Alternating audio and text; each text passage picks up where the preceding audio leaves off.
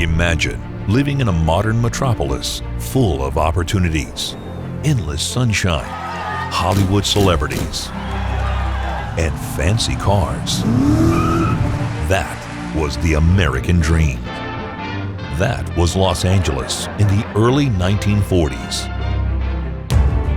But in the morning of July 26, 1943, in the middle of World War II, the sun didn't rise over the city.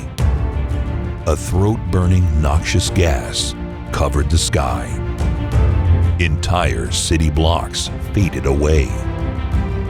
A thick fog that made people's eyes sting and their noses run had taken hold of the city.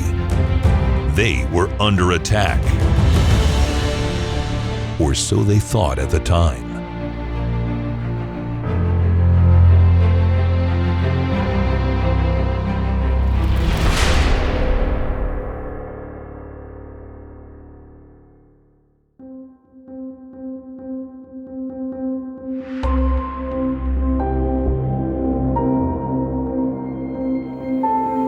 But the attack didn't come from the outside. Massive wartime production facilities, a high increase in population, and the exhaust fumes of cars, combined with the geography of the valley, made the city a trap for air pollution. The day after the first event, city officials tried to control the damage by restricting emissions from power plants and industry.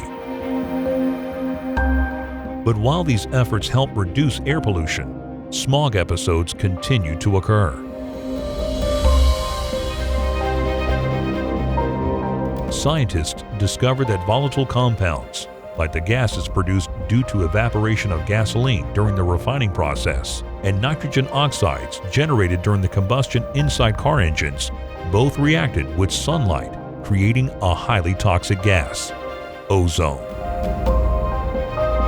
And sunlight isn't precisely something Southern California lacks. But this wasn't a localized phenomenon. Other U.S. cities also experienced high ozone concentration levels. These cases made society aware of the importance of keeping track of emissions and lead politicians to implement policies to improve the quality of the air we all breathe. Air quality is a serious global problem. More than 7 million people die per year due to the effects of air quality.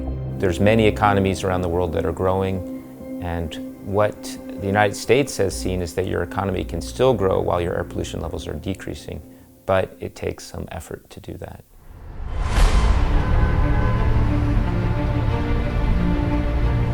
The good news is that air pollution levels around the world are gradually decreasing.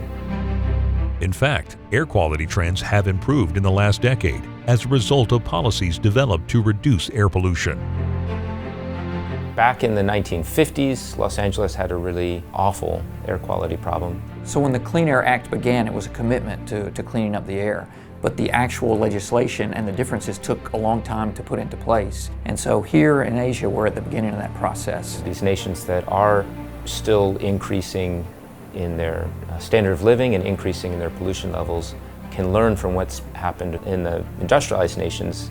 We can have a more rapid decrease in pollution levels. Now we know how to put together effective policies to control air quality. Understanding that economic growth and industrial development bring air quality problems and knowing how to deal with it in the future is vital for us to keep progressing as a society. Now we have better tools, better technology, and more knowledge.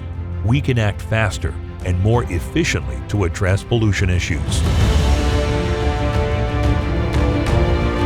KORUS-AQ is an international cooperative field campaign between NASA and the Korean National Institute for Environmental Research. The Ministry of Environment of Korea has put in a great deal of effort into improving air quality. By working with our Korean colleagues, we've been able to design a campaign that is very specific to their knowledge of the air quality problem from the past decades. Joint venture with NASA has provided us with many research opportunities. The air in our planet does not know of national borders or countries. A worldwide effort is needed so that what we do in the name of progress does not have a negative impact on our health and helps preserve the only home we know, Earth.